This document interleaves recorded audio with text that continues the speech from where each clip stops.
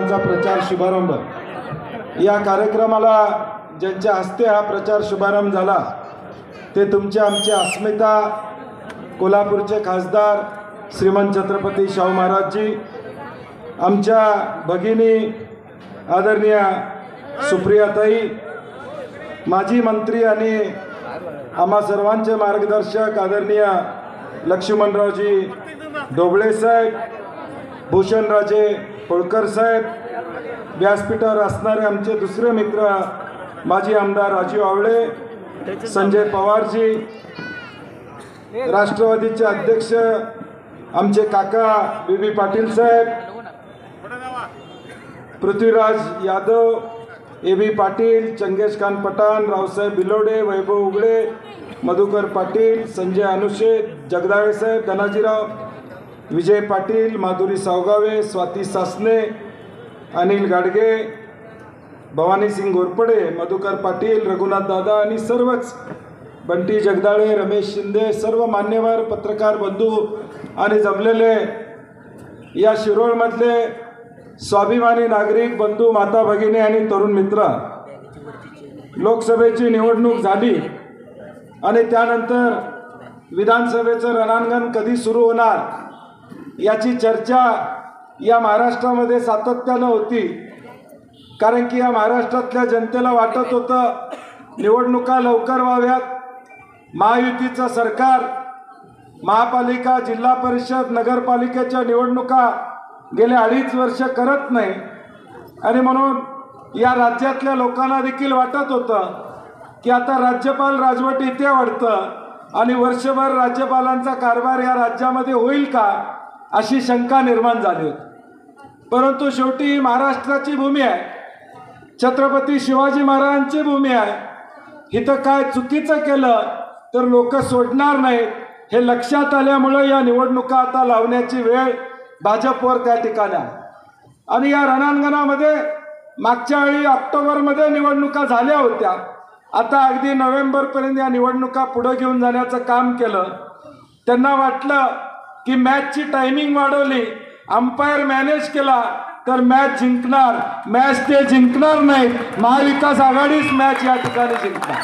कुठल्याही परिस्थितीत काही या ठिकाणी बदल केला, तारखा जरी पुढे घेतल्या असल्या तरी या महाराष्ट्रातली जनता गेले 3 वर्ष वाट बघते। ती एकाच गोष्टीची ताई वाट बघते, ती काँग्रेस फोडणाऱ्यांचा बदला घ्यायचा, आदरणीय पवार साहेबांचा पक्ष फोडला त्यांचा बदला घ्यायचा आणि उद्धव ठाकरे साहेबांचा पक्ष फोडला त्यांना या ठिकाणी हिसका दाखवायचा। हे गेले 3 वर्ष ही महाराष्ट्रातली जनता या ठिकाणी वाट बघते आणि ही संधी आता आपल्या सगळ्यांना या निवडणुकीच्या निमित्तानं आलेली आहे। आपण बघितलं हे महाराष्ट्र राज्य आहे, स्वर्गीय यशवंतराव चव्हाण साहेबांच्या पासून या राज्याला एक वेगळा इतिहास आहे। हा इतिहास पुसण्याचं काम गेल्या 3 वर्षामध्ये या ठिकाणी झालं। आज असलेला, सकाळी असलेला आमदार संध्याकाळी गुवाहाटीत होता, सुरतमध्ये होता, हे या उभ्या महाराष्ट्रानं या ठिकाणी बघितलं। सकाळी भेटलेले उद्धव ठाकरे साहेबांना भेटलेली मंडळी संध्याकाळी सुरत मार्गे गुवाहाटीला पोहोचले, हे उभ्या महाराष्ट्रानं या ठिकाणी बघितलेलं। विश्वास कुणावर ठेवायचा असं एक अविश्वासाचं वातावरण दुर्दैवानं या राज्यामध्ये त्या ठिकाणी निर्माण झालं। आज समाजामध्ये आपण सगळेजण राहतो, आपण विश्वासानं आपलं जीवन जगत असतो। एखाद्या किराणा मालाच्या दुकानाबाहेर आम्ही उभारलो असेल, मोटरसायकल लावली, आज दुकानात गेलो आम्ही लक्ष्मण ढोबळे साहेब, तर शेजारी एखादा माणूस उभारलेला असतो, त्याला आम्ही सांगतो जरा लक्ष ठेव, मी 2 मिनिटात येतो। अनोळखी असतो माणूस, ओळखीचा नसतो, खरं आपण त्याच्यावर सुद्धा विश्वास ठेवतो। आमच्या भगिनी कधी कधी या ठिकाणी मध्यमवर्गीय भगिनी कुठंतरी 8-10 दिवस गावाला जात असल्या तर 5 दागिने घरातले असतील तर शेजारणीकडे देतात, हे तुझ्याकडे ठेव, मी घराला कुलूप लावणार आहे, काय तर होऊ नये म्हणून विश्वासानं ठेवतात। आज तो विश्वास या महाराष्ट्रातला संपलेला आहे, आज तो विश्वास या महाराष्ट्रातला संपलेला आहे। आमदार पळून जायला लागले, खासदार पळून जायला लागले, समाजामध्ये एक अविश्वासाचं वातावरण निर्माण झालेलं आहे आणि म्हणून ही निवडणूक गणपतराव पाटील साहेबांच्या दृष्टीने महत्त्वाची आहे, बंटी पाटलाच्या दृष्टीने महत्त्वाची आहे, सुप्रियाताईंच्या दृष्टीने महत्त्वाची आहे। त्याच्यापेक्षा या भविष्य काळामध्ये विश्वासाचं राजकारण आपल्याला प्रस्थापित करायचं असेल तर महाविकास आघाडीशिवाय पर्याय नाही, ही भूमिका आपल्याला या ठिकाणी स्वीकारावी। आज जनमानसामध्ये गढूळ वातावरण झालेलं आहे। नेमका आम्ही आयुष्यात विश्वास ठेवायचा कुणावर हा प्रश्न निर्माण झालेला आहे आणि या अविश्वासाच्या वातावरणामध्ये एक आशेचं किरण दिसतं, ते राहुल गांधींचं दिसतं, आदरणीय पवार साहेबांचं दिसतं, आदरणीय उद्धव ठाकरे साहेबांचं दिसतं। आज या महाराष्ट्रातल्या 13 कोटी जनतेला वाटतं की या 3 लोकांच्या माध्यमातूनच हा महाराष्ट्र सुजलाम आणि सुफलाम होऊ शकतो आणि म्हणून आज आपली जबाबदारी आहे, आपली कार्यकर्त्यांची जबाबदारी आहे की येणाऱ्या भविष्यकाळात ही जबाबदारी घेऊन आपल्याला या ठिकाणी काम करावं लागेल। स्वर्गीय सारे पाटील साहेबांनी या तालुक्याची हरित क्रांती करण्याची भूमिका घेतली। त्या काळामध्ये दत्ताजीराव कदम साहेब असतील, गंजीरे साहेब असतील, या सगळ्यांनी या तालुक्याला पुढे घेऊन जाण्याचं काम प्रामुख्याने त्या काळामध्ये केलं। तोच वसा आणि वारसा स्वर्गीय सारे पाटील साहेबांनी पुढच्या काळामध्ये पुढे घेऊन जाण्याचं काम केलं। मला आठवतंय 2009 साली ज्यावेळी या जिल्ह्यामध्ये 2च आमदार निवडून आले, एक बंटी पाटील आणि एक सारे पाटील साहेब या ठिकाणी निवडून आले आणि मला त्यावेळी आठवतंय की मी नवीन होतो, माझी दुसरी टर्म होती, परंतु त्यावेळी सारे पाटील साहेबांनी एक सोनियाजींना पत्र लिहिलं आणि म्हणले या जिल्ह्यामध्ये जर काँग्रेसला ताकद द्यायची असेल तर आपण बंटी पाटलाला मंत्री करा। हे उपकार मी माझ्या आयुष्यामध्ये कधीही या ठिकाणी आणि मी अनेकदा सभेमध्ये हे बोललेलं आहे, अनेकदा मी याचा उल्लेख केलेला आहे आणि म्हणून मला आज आनंद आहे की आज जिल्हा काँग्रेसचा अध्यक्ष या नेता या नात्यानं आज स्वर्गीय सारे पाटील साहेबांचं स्वप्न गणपतराव दादांना आमदार म्हणून पूर्ण करण्याची जबाबदारी तुम्ही आम्ही सर्वजण या ठिकाणी घेऊ। एक चांगलं कर्तृत्ववान नेतृत्व, एक चांगलं सज्जन नेतृत्व, एक सन्मानाचं नेतृत्व, ज्यांनी या ठिकाणी शारपड जमिनीमध्ये एक विकासात्मक दृष्टिकोन घेऊन या तालुक्याला पुढे घेऊन जाण्याचं काम प्रामुख्याने या ठिकाणी केलं। आता लोकांनी शिरोळचा निर्णय घ्यायचा आहे की एक शांत संयमी नेतृत्व पाहिजे का पुढच्या बाजूला काय मी सांगायची या ठिकाणी गरज नाही, सगळ्या शिरोळला या ठिकाणी माहीत आहे, मी त्याचं सांगण्याची आवश्यकता असं मला वाटत नाही। एक शांत संयमी नेतृत्व गणपतराव दादांच्या माध्यमातून या ठिकाणी आपल्याला मिळालेलं आहे। आपण काळजी करू नका, त्यांच्या माध्यमातून येणाऱ्या भविष्यकाळात या तालुक्याला विकासात्मक दृष्टिकोन देण्याचा प्रयत्न तुमचा आमचा निश्चितपणे या ठिकाणी असणार। अनेकदा चर्चा येते गणपतराव दादा संयमी आहेत, शांत आहेत, काय अडचण आली तर काय होणार, अडचण आली तर काळजी करू नका, या तालुक्यामध्ये तुम्हाला रात्री 12 वाजता कुठली अडचण आली तर बंटी पाटील तुमच्या पाठीशी आहे हे ठाम करून आपल्याला काळजी करू नका। हे संयमाचं नेतृत्व असलं तरी आम्ही ज्या भूमिका या जिल्ह्यामध्ये राज्यामध्ये वटवतो, एकदा एक भूमिका घेतली तर त्या भूमिकेला राहणारा हा व्यक्तिमत्व हे आपल्या जिल्ह्याला या ठिकाणी माहीत आहे आणि म्हणून काळजी करू नका। स्टेजवर बसणारी सगळी मंडळी, मग राष्ट्रवादीच्या असतील, शिवसेनेच्या असतील, आमच्या दलित संघटना असतील, या सगळ्या संघटना ताकदीनं गणपतराव दादांच्या पाठीमागे या ठिकाणी आहेत। पुढच्या 15 दिवसामध्ये अनेकदा संघर्षाचा वेळ या तालुक्यामध्ये येणार आहे। मी आता येत होतो दादा, मला 5-6 फोन तालुक्यात आले की रात्री 12ला फोन चालू झालेत म्हणलं, 12ला काही ठिकाणी फोन यायला लागले।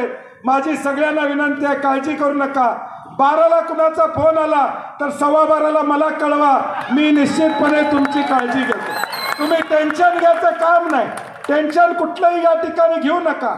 आज आम्ही काँग्रेस पक्ष म्हणून आपल्या पुढे या ठिकाणी आलो, छाती ठोकपणे आम्ही सांगतोय गणपतराव दादा काँग्रेस पक्षाचे उमेदवार या ठिकाणी आहेत। मग तुम्ही शिंदे सेनेचं तिकीट का घेतलं नाही, तुम्ही भाजपचं तिकीट का घेतलं नाही, हा माझा प्रश्न या ठिकाणी आहे। तुम्ही तिकीट का घेतलं नाही हा प्रश्न या ठिकाणी आहे का उद्या पुन्हा एकदा बदलायच्या दृष्टिकोनातून आघाडी घेतली का अशी शंका आमचे पत्रकार मित्र या ठिकाणी म्हणतात की पुन्हा बदलायसाठी अशा पद्धतीची भूमिका घेतली का। आणि म्हणून माझी विनंती आहे, जो एकनिष्ठ आहे, जे घराणं या काँग्रेस पक्षावर एकनिष्ठ आहे, त्या घराण्याला आपण या ठिकाणी मतदान करणार का, जे बदलतात भूमिका त्यांच्या बाजूने राहणार, हा निर्णय येणाऱ्या 20 तारखेला आपल्याला या ठिकाणी घ्यावा लागेल। जे चांगलं आहे गणपतराव पाटलांच्या माध्यमातून त्याला चांगलं म्हणायचं असेल तर मतदान करण्याची भूमिका आपल्याला या ठिकाणी घ्यावी लागेल, हे मला मुद्दामून आपल्याला सांगायचं आहे। या तालुक्याचा इतिहास मोठा आहे, या तालुक्याला प्रचंड असा एक ऐतिहासिक वारसा या ठिकाणी। शिरोळ हे आमचं मुख्य गाव आहे, तालुक्याचं गाव आहे। माझी गणपतराव दादांना विनंती आहे, दादा तुम्ही आमदार होणार आहात, काळ्या दगडावरची पांढरी रेगा, काही अडचण या ठिकाणी नाही। तुम्ही आमदार झाला की या शिरोळ तालुक्यातलं पहिलं काम करायचं असेल तर ते शिरोळ गावातलं छत्रपती शिवाजी महाराजांच्या पुतळ्याचं काम आपल्याला हातामध्ये घ्यायचं आहे, हे मी आपल्याला नम्रपणे या ठिकाणी सांगतो। ती जबाबदारी आपल्याला घ्यावी लागेल, जिथं लागेल तिथं मी तुमच्याबरोबर आहे निश्चितपणे। आज उद्याचं भविष्यकाळ, आज मालवणमध्ये आम्ही बघितलं छत्रपती शिवाजी महाराजांचा पुतळा, ज्या छत्रपती शिवाजी महाराजांना आम्ही आराध्य दैवत मानतो, त्यांच्या पुतळ्यामध्ये सुद्धा भ्रष्टाचार करायलाही कमी या ठिकाणी पडली नाही। 8 महिन्यामध्ये पुतळा कोसळतो, मुख्यमंत्री येतात म्हणतात वाऱ्याने या ठिकाणी पडला।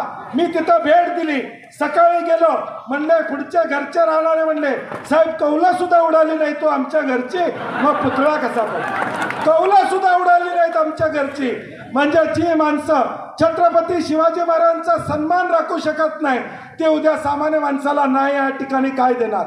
ज्या बदलापूरमध्ये एका लहान मुलीवर अत्याचार झाला, तिची बाळंती नाही, 14 तास पोलीस स्टेशनमध्ये उभी होती, तिच्यावर गुन्हा या ठिकाणी त्या आरोपीवर करण्यात आला नाही, हे महाराष्ट्रामध्ये कधी या ठिकाणी घडलं नव्हतं। त्या संस्था चालकाला वाचवायचं काम महायुतीच्या सरकारनं त्या ठिकाणी केलं, त्या मुलीवर अन्याय झाला त्याचा हिशोब देण्याचं काम या महायुतीला येणाऱ्या भविष्यकाळात या ठिकाणी करावं लागेल। आज आपण दिवाळी बघतोय, ताई गेले 2-3 दिवस झालं दिवाळी निमित्तानं मी अनेकांच्या घरात जातोय, गेले 20-25 वर्ष अनेक कार्यकर्त्यांच्याकडे जात होतो। ह्या दिवाळीला जरा वेगळं वाटलं, घरी गेलो कुणी फराळच समोर ठेवला नाही। मला लक्षात आलं महागाई एवढी झालेली आहे की आता फराळ सुद्धा महाग झालेला आहे या दिवाळीला। म्हणजे पूर्वी करंजी हातात घेतली तर आज करंजीत खोबरं असायचं, आता करंजीत खोबरं सुद्धा राहिलेलं नाही। म्हणजे एखाद्या घरात 10 पदार्थ दिवाळीचे व्हायचे ताई आता 5च पदार्थ व्हायला लागले या दिवाळीला। खऱ्या अर्थानं महागाईचा भडका हा दिवाळीमध्ये आमच्या स्वयंपाकघरात टाकण्याचं काम या महायुतीने या ठिकाणी केलेला। एका बाजूला लाडक्या बहिणीचा उल्लेख त्या ठिकाणी झाला, लोकसभेमध्ये या महाराष्ट्रातल्या जनतेनं त्यांना दाखवून दिलं की सरकार काय असतं, तुम्ही काय कारभार करता। विदर्भापासून पश्चिम महाराष्ट्रापर्यंत महायुतीला धडा शिकवायचं काम या महाराष्ट्रातल्या जनतेने केलं। आणि मग लाडकी बहीण आठवा लागली, लाडका भाऊ आठवा लागला, रक्षाबंधन आठवा लागलं, भाऊबीज आठवा लागली। ह्याच्या आधी कधी रक्षाबंधन झालंच नव्हतं, भाऊबीज कधी झालीच नव्हती। आणि म्हणून माझी आपल्या सगळ्यांना विनंती आहे, हे सगळं सत्य आम्ही जे आपल्यासमोर मांडतोय त्याचा विचार करून पायाला या ठिकाणी पानं बांधा। पुढचे 15 दिवस दुसरं काही काम या ठिकाणी करायचं नाही, पुढचे 15 दिवस आपल्याला गणपतराव पाटलांसाठी या ठिकाणी द्यायचे आहेत। मग काँग्रेसचे कार्यकर्ते असतील, शिवसेनेचे असतील, राष्ट्रवादीचे असतील किंवा आमच्या अनेक इंडिया आघाडीच्या संघटना आहेत, या सगळ्यांच्या कार्यकर्त्यांना घेऊन गावागावापर्यंत या ठिकाणी पोहोचा, लोकांच्यापर्यंत पोहोचण्याचं काम या ठिकाणी करा, मतदाराला घरातून आणण्याचं काम त्या ठिकाणी करा। आता निवडणुका 70% मॅनेजमेंटवर झालेल्या आहेत, 30% कॅम्पेनिंगवर झालेल्या आहेत। मॅनेजमेंट काय तर मतदाराला मतदानापर्यंत घेऊन आणणं ही कार्यकर्त्याची जबाबदारी भविष्य काळात असणार। आम्हाला जर वाटत असेल, आम्हाला मनापासून वाटत असेल सारे पाटील साहेबांना खऱ्या अर्थानं श्रद्धांजली या ठिकाणी अर्पित करायचं असेल तर गणपतराव दादांना किमान 50,000च्या मताधिक्यानं निवडून देण्याची भूमिका आपल्याला येणाऱ्या भविष्य काळात स्वीकारावी लागेल। या तालुक्यामध्ये आता दादा वारं फिरलेला आहे, परिवर्तनाचे वारे आम्ही सारे, परिवर्तनाचे वारे, परिवर्तनाचे वारे सारे जण आपण आदरणीय गणपतराव दादांच्या पाठीमागे राहूया। सुप्रियाताई आज या कार्यक्रमाला उपस्थित राहिल्या, अतिशय आनंद वाटतोय आम्हाला की आज महाविकास आघाडी म्हणून राष्ट्रवादी असू दे, शिवसेना असू दे, काँग्रेस असू दे, या जिल्ह्यामध्ये एकसंघपणे लढण्याचं काम आम्ही प्रामुख्याने या ठिकाणी करतोय। ठीक आहे, सीट वाटपापर्यंत आम्ही रस्सीखेचमध्ये या ठिकाणी होतो, परंतु शेवटी सीट वाटप झाल्यानंतर मी उल्हास पाटलांना बोलवून घेतलं. 2 तास त्यांच्याबरोबर बैठक केली. त्यांना समजून सांगण्याचा प्रयत्न केला, ज्या उद्धव ठाकरे साहेबांनी तुम्हाला मोठं केलंय त्यांच्या पाठीत खंजीर खुपसू नका, त्यांच्या पाठीत खंजीर खुपसू नका. आजचा काळ उद्या या ठिकाणी तुम्ही काळजी या ठिकाणी करू नका. ज्यावेळी गोकुळची निवडणूक होती त्यावेळी सुजित मिंचेकरांना उद्धव ठाकरे साहेबांनी सांगितलं गोकुळमध्ये घ्या. मुरलीधर जाधवाला या ठिकाणी घेण्यात आलं. त्यावेळी उद्धव ठाकरे साहेब तुम्हाला या ठिकाणी चालले, मग आता का चालत नाही हा माझा प्रश्न या ठिकाणी. ज्यावेळी तुम्हाला गरज होती त्यावेळी शिवसेना उद्धव ठाकरे साहेब तुमचे दैवत होते, आज ते दैवत कुठे गेलं. आणि म्हणून माझ्या कडवत शिवसैनिकांना शिरोळमधले या ठिकाणी विनंती आहे, ज्या लोकांनी उद्धव ठाकरे साहेबांना फसवलं, बाळासाहेब ठाकरे साहेबांचा अपमान केला, पवार साहेबांचा अपमान केला, त्यांना धडा शिकवायचा असेल, मताची ताकद दाखवायची असेल तर आपल्याला ही संधी आलेली आहे. जे गद्दार आहेत, ज्यांनी फसवलेलं आहे ते आज आपल्याला फसवलं, उद्या तुम्हाला फसवायला या ठिकाणी मागं पुढे बघणार नाही. हे जर याचा सगळ्या गोष्टीचा विचार करायचा असेल तर येणारी 20 तारीख आपल्याला महत्त्वाची आहे. आणि म्हणून आदरणीय गणपतराव दादांना आपण ताकदीनं निवडून द्या. पहिली सभा आहे त्यामुळे जास्त बॅटिंग करत नाही, अजून 2-3 सभा होणार आहेत, त्या सगळ्यामध्ये जसा रंग चढेल तशी बॅटिंगला धार या ठिकाणी येणार आहे. सुरुवात आहे, आता आपल्या पहिल्या 5-6 ओव्हर झालेल्या आहेत. 2020ची मॅच आहे, अजून 15 ओव्हर आहेत, त्यामुळे भरपूर बोलायला आपल्याला थोडं शिल्लक ठेवलं पाहिजे. परंतु आपण सगळ्यांनी पुन्हा एकदा सांगतो, परिवर्तनाचे वारे, परिवर्तनाचे वारे. जय हिंद, जय महाराष्ट्र. धन्यवाद साहेब.